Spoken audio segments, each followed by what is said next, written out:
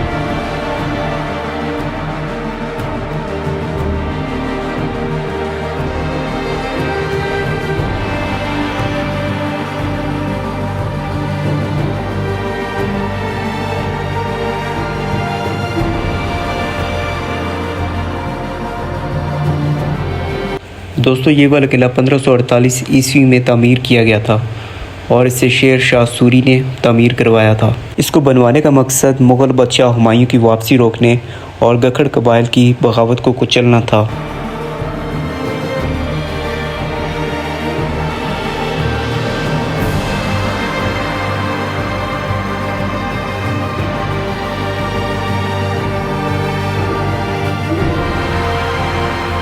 जब आप दीना की तरफ से आते हैं और एंटर होते हैं तो ये पहला जो गेट है इसका नाम ख्वास खानी गेट है। ये वाला गेट शेर शाह सूरी की जर्नैल ख्वाजा खान के नाम पर बनाया गया था। इसके अलावा ये वाला गेट रावलपिंडी और अवात वाली साइड खुलता है, जबकि इस गेट को महफूज तरीन और मजबूत तरीन गेट समझा जाता था।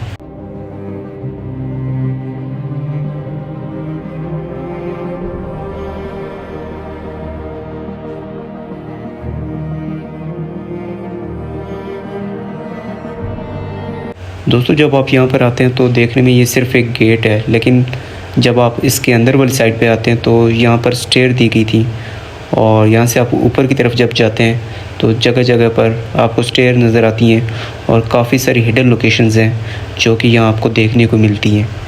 कहने का मतलब ये कि अगर आप एक गेट को विज़िट करना चाहें तो वैसे तो आपके ख़्याल में 5 से 10 मिनट या 20 मिनट का टाइम लगता है, लेकिन अगर आप प्रॉपर तरीके से इसको विज़िट करें तो एक गेट पर कम से कम आपको आधा घंटा लग जाता है।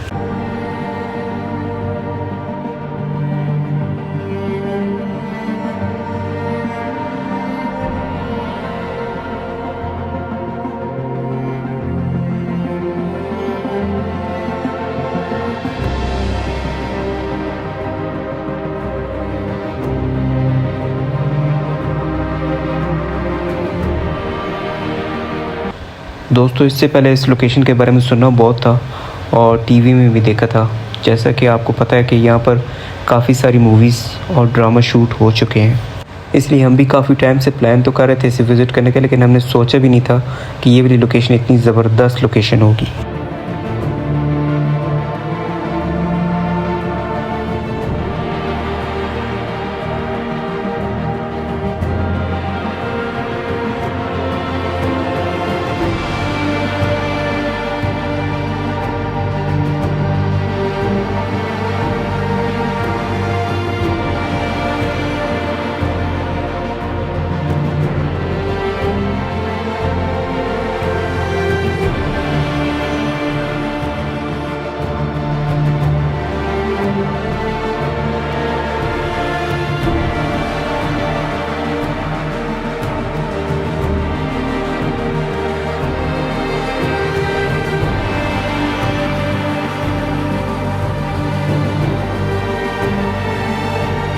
दोस्तों अगर बात की जाए इसके रकबे की तो ये तकरीबन 4 किलोमीटर पर फैला हुआ है। और ये जो सामने गांव नज़र आ रहा है ये रोहतास गांव है, जो कि इस किले के बिल्कुल दरमियान में मौजूद है।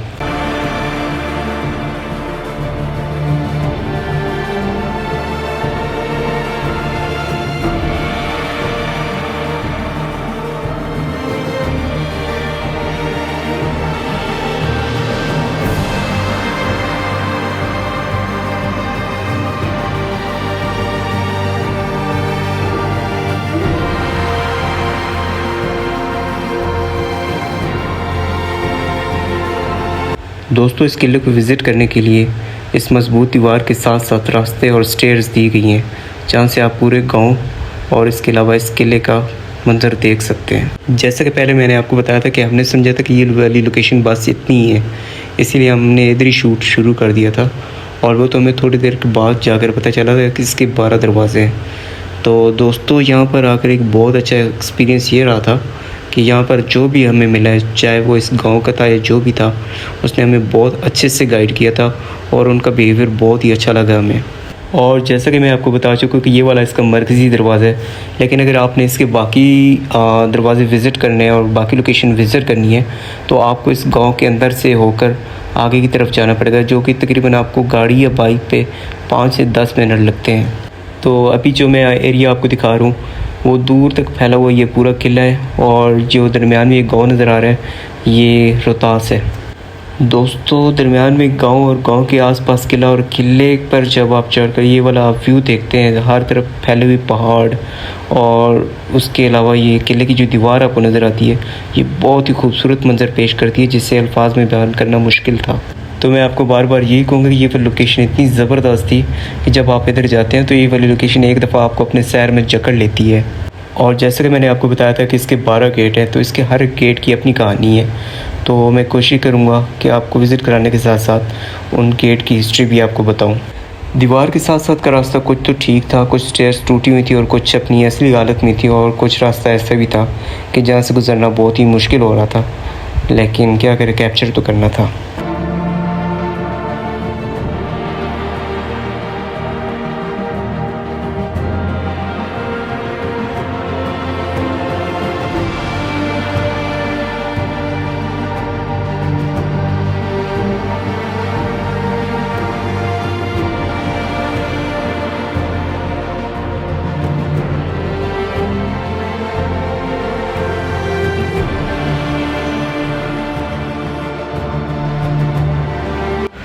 चेक करें जी, ये है जी मरकज़ी दरवाजे की एंट्रेंस, और इधर से व्यू बहुत ही खूबसूरत लग रहा था।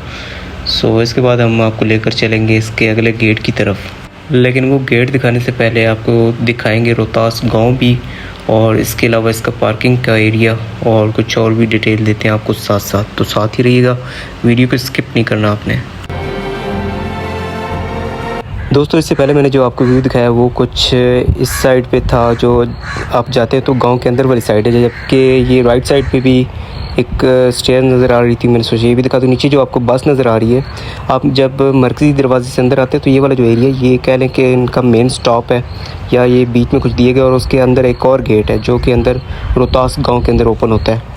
और अगर आप थोड़ा सा आगे चल कर जाते हैं और आगे चलकर आपको लेफ़्ट साइड पे पूरे गांव का मंजर नज़र आता है, जबकि राइट साइड पे आपको ये खेत और ओपन जगह नज़र आती है। लेकिन आपको दूसरी साइड पे जाने के लिए यहाँ से रास्ता नहीं था, तो यहाँ से फिर वापस जाके हम जाते हैं, फिर आगे वाली लोकेशन विज़िट करते हैं। खैर जी, यहाँ से उतर कर हमने अपने बाइक को किक मारी और चल दी आगे की लोकेशन की तरफ, और ये है जी इस गाँव की एंट्रेंस। और यहाँ से जब आप जाते हैं तो 5 से 10 मिनट की ड्राइव पर आप पहुँच जाते हैं एक पार्किंग में, जहाँ आप अपना गाड़ी या बाइक खड़ा कर सकते हैं और उससे आगे फिर आप आगे की लोकेशन विज़िट कर सकते हैं। लेकिन चलते चलते इससे पहले कि हम पार्किंग में पहुँचे, राइट साइड पे एक और गेट नज़र आया, तो मैंने सोचा कि वो भी दिखा दें आपको, क्योंकि मैं नहीं चाहता कि कोई भी ऐसा स्पॉट रह जाए कि जिसको आप मिस कर दें। तो ये है जी इसका कश्मीरी गेट, और ये वाली लोकेशन इतनी बड़ी नहीं थी, क्योंकि जब आप इसके अंदर जाते हैं तो इसकी दूसरी साइड पे जो व्यू था वो जस्ट जो दूर तक फैले हुए खेत थे उनका व्यू था, और वैसे तो इसके ऊपर वाला एरिया भी था, अगर आप विज़िट करना चाहें तो वो भी कर सकते हैं, लेकिन क्योंकि व्लॉग बहुत ज़्यादा लेंथी हो जाएगा तो इसलिए हमने टाइम बचाते हुए सोचा कि ये वाला स्पॉट आपको थोड़ा सा दिखा के उसके बाद आगे की लोकेशन विज़िट करवाएं। दोस्तों, किला रोहतास का कश्मीरी गेट एक तारीखी और दिफाई लिहाज से नहायत अहम दरवाज़ा है। ये दरवाज़ा किले की शुमाल मशरकी जानिब वाक़ है और कश्मीर की समत खुलता है, इसी वजह से इसे कश्मीरी गेट कहा जाता है। ये दरवाज़ा सादा मगर मजबूत तर्ज तमीर का अक्कास है। इसकी दीवारें मोटी और ऊंची हैं, जिन्हें दुश्मन के हमलों से बचाव के लिए बनाया गया था। कश्मीरी गेट दोहरी मराबों पर मुश्तमिल है, जिनके दरमियान एक राहदारी है जिसे फ़ौजी निगरानी के लिए इस्तेमाल किया जाता था। इस दरवाजे पर भी दीगर दरवाज़ों की तरह निगरान बुर्ज, जिन्हें इंग्लिश में वॉच टावर्स कहा जाता है, बने हुए हैं। कश्मीरी गेट को किले रोहतास की हिफाजत के लिए ख़ास पॉइंट के तौर पर इस्तेमाल किया जाता था, क्योंकि ये रास्ता कश्मीर की तरफ से आने वाले किसी भी हमले या काफ़िले के लिए पहला पड़ाव हुआ करता था। खैर जी, हम पहुंच गए थे पार्किंग वाले एरिया में, और जब आप यहां पर पहुंचे तो आपको कुछ बोर्ड नज़र आते हैं जिन पर आपको इस किले की मुकम्मल डिटेल भी बताई गई, और ना सिर्फ वो बल्कि इसके जितने भी गेट हैं उनकी लोकेशन भी आपको बताई गई है। तो यहाँ आप अपनी गाड़ी और बाइक खड़ा कर सकते हैं, और इसके बाद आपको पैदल ही विज़िट करना होता है। खैर जी, गाड़ी खड़ी करने के बाद आपको एक टिकट परचेज़ करना पड़ता है, जो कि टोटल 20 रुपीज़ है, और अगर फॉरनर हैं तो फॉरनर के लिए 500 रुपीज़ है। और इन्हीं बोर्ड के साथ कुछ साइन बोर्ड दिए गए हैं, इसके जितने भी गेट हैं उनकी निशानदेही की गई है। सो आप जिधर भी जाना चाहें तो यहाँ से आप देख सकते हैं। खैर जी, हम चल पड़े और हमने पहले सोचा कि राइट साइड वाला एरिया कवर कर लें, क्योंकि ये बहुत बड़ी लोकेशन है, शायद आप एक दिन में से पूरा विज़िट ना कर सकें। और जैसे ही आप इस मकाम से थोड़ा सा आगे आते हैं तो ये वाला गेट आपको नज़र आता है, जिससे शाह चंद वली गेट का नाम दिया गया है। ये दरवाज़ा किले के मशरकी जानिब वाक़या है, और इसका नाम एक सूफ़ी बुज़ुर्ग हज़रत शाह चंद वली के नाम पर रखा गया है, जिनका मज़ार इसी के दरवाज़े के करीब वाक़या है। कहा जाता है कि शेर शाह सूरी ने इन बुज़ुर्ग की इज़्ज़त में इस दरवाज़े को इनके नाम से मंसूब किया था। दोस्तों, ये वाला गेट निस्बतन सादा मगर पुरवकार अंदाज़ में तामीर किया गया है। इसमें दिफाई अनासर जैसे मोटी दीवारें, चौकियाँ और मजबूत लकड़ी के दरवाजे मौजूद थे, लेकिन इसके साथ साथ रूहानी कशिश भी मौजूद है, जो ज़ायरीन को किले में दाखिल होती ही एक अलग सुकून का एहसास दिलाती है। ये दरवाज़ा अक्सर आम लोगों और ज़ायरीन के लिए इस्तेमाल होता था, क्योंकि ये इलाकाई बस्तियों की तरफ खुलता था। खैर जी, इस गेट को विज़िट करने के बाद हम आगे आ गए, और यहाँ से दो रास्ते थे। हमें समझ नहीं आ रहा था कि राइट साइड पे जाएं लेफ़्ट साइड पे। यहाँ पर साइन बोर्ड दिए गए थे, तो हमने पहले राइट साइड को चूज़ किया। और जब आप यहाँ से राइट साइड पे आते हैं तो सबसे पहले आपको रानी महल नज़र आता है। तो चले मैं आपको इसकी भी डिटेल बता देता हूँ।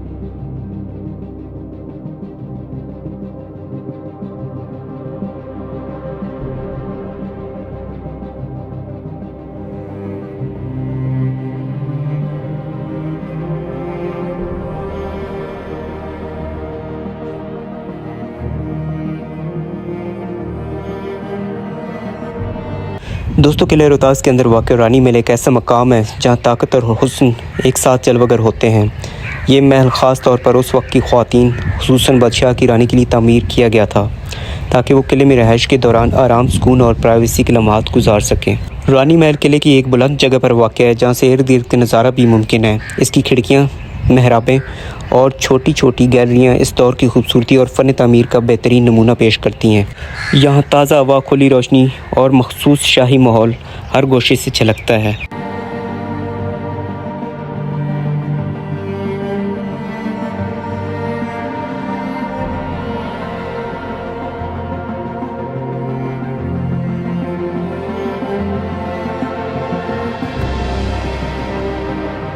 दोस्तों, कहा जाता है कि महल की तमीर में नहायत नफासत बरती गई थी, और यहाँ रहने वाली ख़वातीन को मुकम्मल तहफ़्फ़ुज़, सुकून और आराम मुयस्सर होता था।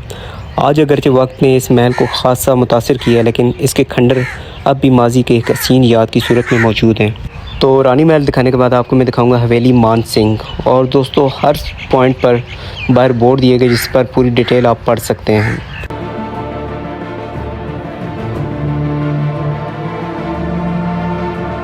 दोस्तों, ये खूबसूरत और शाहाना इमारत किले के शुमाल मगरबी दीवार पर वाक़या है। इसकी तमीर मुग़ल शहंशाह अकबर के ज़माने में इनके ख़ास दरबारी और राजपूत सरदार राजा मान सिंह के लिए की गई थी। इसी निस्बत से इस हवेली का नाम हवेली मान सिंह रखा गया था। ये इमारत किले रोहतास की सबसे बुलंद और ख़ूबसूरत इमारत में से एक है, जो फ़न तमीर के अतबार से मुगलिया और हिंदू राजपूत तर्ज का हसीन इम्तजाज है। हवेली 3 हिस्सों पर मुश्तमिल है और किले की दीवार के साथ जुड़ी हुई है, जिससे यहाँ से दूर दूर तक का मंजर देखा जा सकता है। दोस्तों, अगर आप गौर करें तो इस इमारत से खिड़कियाँ, झरोके और नाजुक नक्काशी के साथ बने हुए सतून इस दौर की शान शौकत और फ़नी महारत को ज़ाहिर करते हैं। कहा जाता है कि राजा मान सिंह यहाँ कभी कभार क़याम करते थे। जब वो दिल्ली से कश्मीर की तरफ सफ़र करते हुए इस रास्ते से गुज़रते थे तो हवेली के ऊपरी हिस्से में बैठकर वो आसपास के नज़ारे और फ़ौजी नकलो हरकत पर नज़र रखते थे।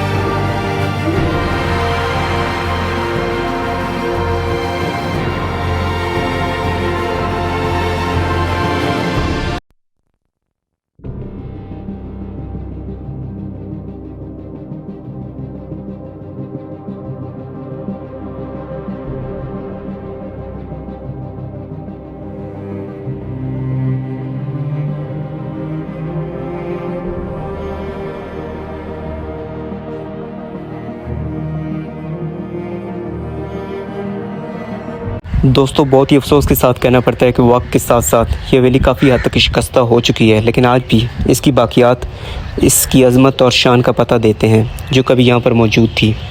और आपको बताता चलूँ, अगर आप किले रोहतास आते हैं तो इस हवेली मान सिंह को ज़रूर देखें, क्योंकि ये जगह ना सिर्फ तारीख़ी अहमियत रखती है बल्कि यहाँ से किले और इर्द गिर्द के इलाके का नज़ारा भी लाजवाब होता है।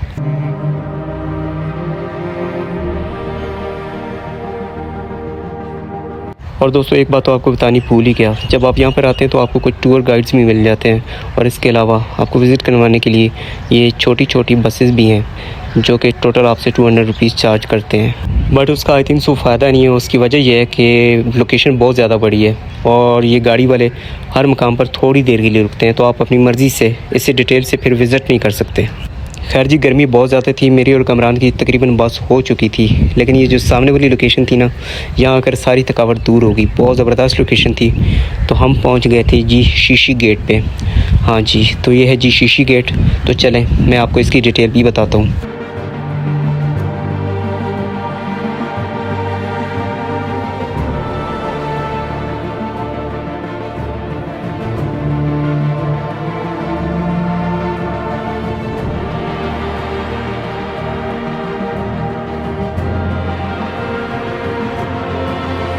दोस्तों शीशी गेट किले की शुमाल मशरक़ी जानब वाक़या है और इसका शुमार किले रोहतास के 12 बड़े दरवाज़ों में से होता था।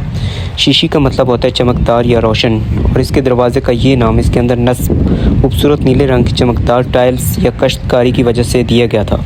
अगरचे वक्त के साथ साथ ये टाइल्स ज़्यादातर ख़त्म हो चुकी हैं, मगर इनके असर आज भी नज़र आते हैं। दोस्तों ये दरवाज़ा फ़न तामीर का एक शाहकार है। इसका मेहराबी डिज़ाइन, इसके अतराफ़ बने कमरे और ऊपर की तरफ बनी हुई गोल गुंबदनुमा छत इस दौर के माहिर मामारों की कारीगरी के सबूत हैं। दोस्तों आपको बताता चलूँ कि दरवाजे के ऊपर हिफाजती बुर्ज भी बने हुए हैं जिन्हें वॉकवे या गश्त गाह कहा जाता है, जहाँ से सिपाही दुश्मन पर नज़र रखते थे।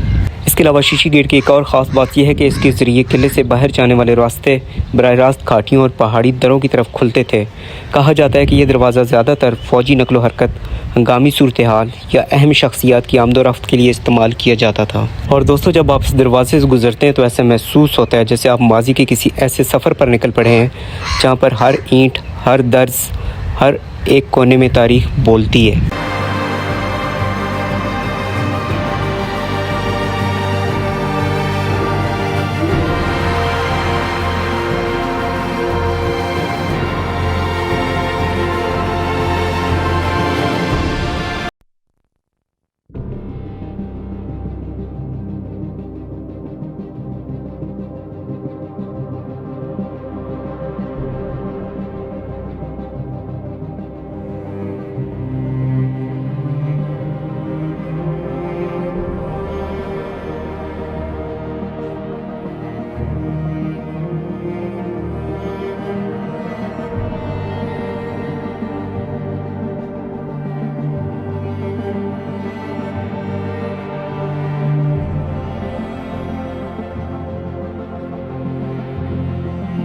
दोस्तों जैसे कि हम हर व्लॉग में कहते हैं कि हमें डर है कि कहीं व्लॉग लेंथी ना हो जाए और आप बोर ना हो जाए, लेकिन इस लोकेशन पर आकर हमें ये डर था कहीं दिन ख़त्म ना हो जाए। ये वाली लोकेशन इतनी खूबसूरत थी और यहाँ कुछ ऐसा सुकून और ऐसा सहर था कि हम चाह रहे थे कि इसे पूरा विज़िट कर लें और अल्लाह करे कि दिन ख़त्म ना हो।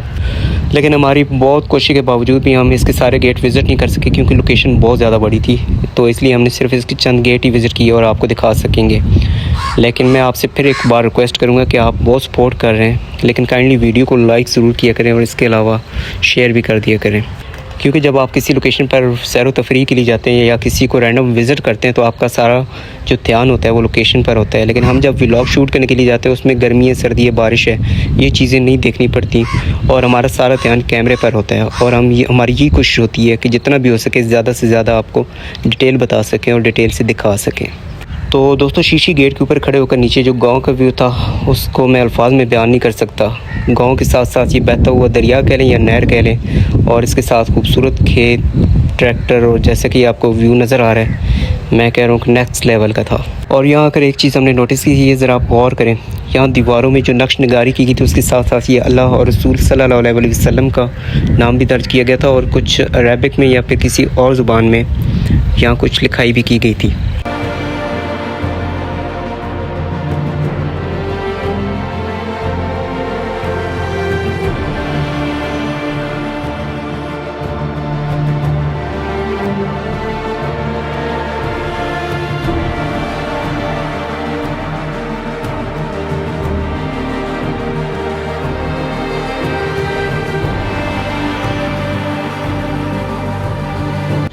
दोस्तों इस गेट का हिस्सा बहुत ही ज़्यादा बड़ा था। अगर आप एक रूम में दाखिल होते थे तो वहाँ से सीढ़ी ऊपर जाती, आप उससे ऊपर जाते तो वहाँ से फिर ऊपर या फिर नीचे जाती थी। तो दिल नहीं कर रहा था कि बाहर निकलने को, लेकिन क्या करें, बात वही आ जाएगी कि आप बोर हो जाएंगे।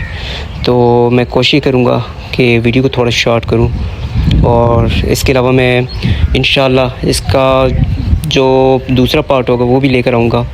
तो क्योंकि वीडियो बहुत ज़्यादा लेंथी हो जाएगी तो फ़िलहाल हम इसका एक पार्ट बनाएंगे, तो दूसरा पार्ट बहुत जल्द आप तक पहुंच जाएगा। तो इस व्लॉग में कमेंट सेक्शन में आपने ज़रूर बताना कि ये वाली लोकेशन आपको कैसी लगी और हो सके तो इस लोकेशन को विज़िट ज़रूर कीजिएगा। तो आज वाला व्लॉग इधर ही एंड करते हैं और इसका जो नेक्स्ट पार्ट होगा वो कुछ दिन के बाद आप तक पहुँच जाएगा। तो आपने प्लीज़ उसको भी देखना है और इसी तरह हमें सपोर्ट करना है। तो मिलते हैं फिर नेक्स्ट व्लॉग में। अपना बहुत सारा ख्याल रखिएगा। अल्लाह हाफ़िज़।